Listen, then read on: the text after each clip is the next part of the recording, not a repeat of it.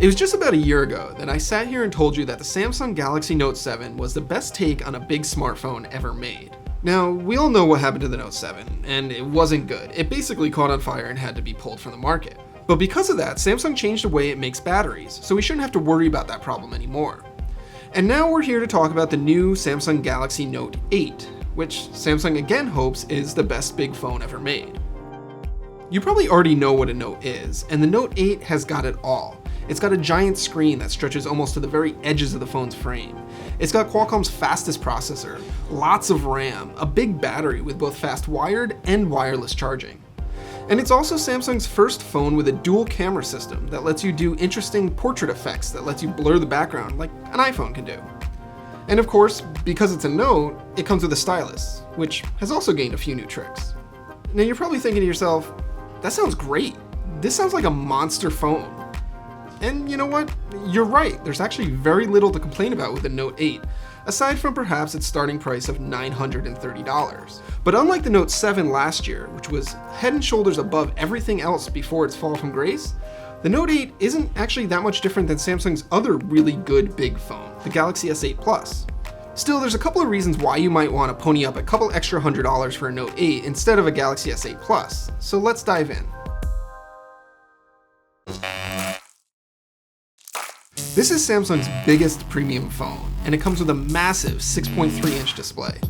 Just like the S8 and the S8 Plus, it's what Samsung calls an infinity display, so the screen stretches almost to the very edges of the phone's frame with just a little bit of bezel above and below. The screen is everything you expect from a Samsung. It's bright and punchy and great to look at, and the sheer size of it just sucks you in when you're watching a video. The Note 8's build quality is also just what you'd expect from a high-end Samsung phone. It's metal and glass with a premium fit and finish just like the S8. And also just like the S8, it's IP68 water resistant, so you can get it wet without having to worry about it.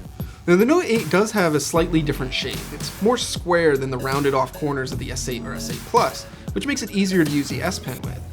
But it also makes the Note 8 feel a lot bigger than the S8 Plus, even though the two are almost the same size.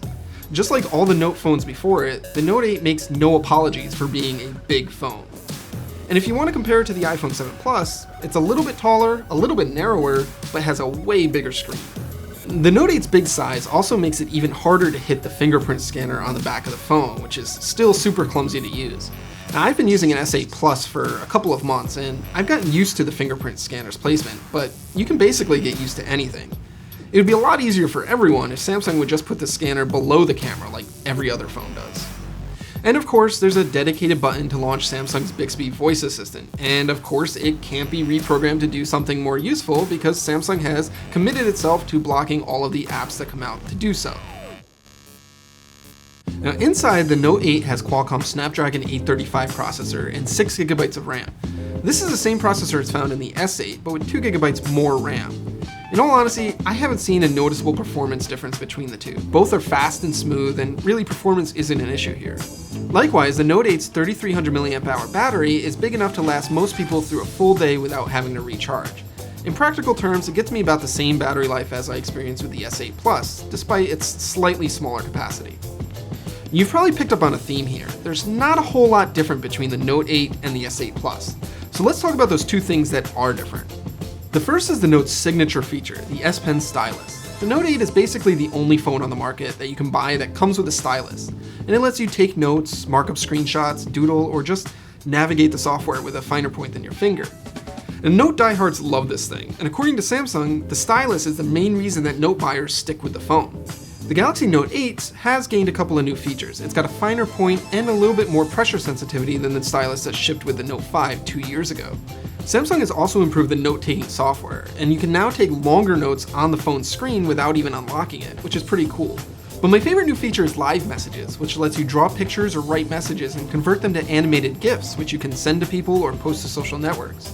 It's kind of like the iMessage handwritten note feature, except you can post them anywhere that supports a GIF. The other big difference with the Note 8 is its new dual camera system. It has two 12-megapixel cameras, both with optical image stabilization. This lets you zoom in closer on your subject, or, more interestingly, take pictures with a blurred background, like you can do with a DSLR or mirrorless camera. The portrait mode is a lot like the iPhone 7 Pluses. Outdoors, in good light, it can produce some interesting effects. But indoors or in poor lighting, it looks pretty bad. And it never quite fooled me into thinking the picture was taken with a bigger camera. It kind of has this cardboard cutout effect, and it messes up things like fine detail and hair, which is pretty important for a portrait. It's basically not any worse, nor any better than the iPhone 7 Plus's portrait mode. Both of these feel like first generation attempts at something, and there's a lot of headroom for improvement in later iterations. The one thing that Samsung is doing differently is allowing you to adjust the blur before or after you take the picture. So if the blur effect is too strong, you can roll it back a little bit.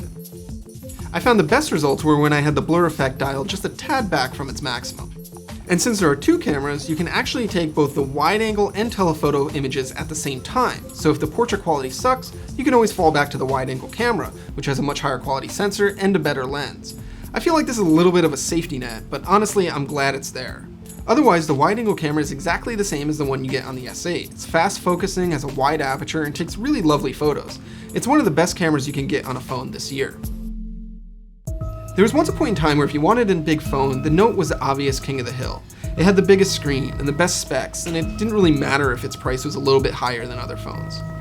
But now there's a lot of really great big phones on the market, including ones made by Samsung itself, that offer a lot of the same experience of the Note at a lower price. So it really comes down to two things if you want the Note. Do you care about the camera, and do you care about the S Pen stylus? Since I feel like the camera could still use work to truly be great, it basically comes down to this little piece of plastic and how much value you get out of it. If you're an S Pen diehard, go for it. You're gonna love the Note 8. But the rest of us, we'll probably be just as happy with any of the other big flagship phones. YouTube.com/TheVerge? Yeah, it hasn't changed.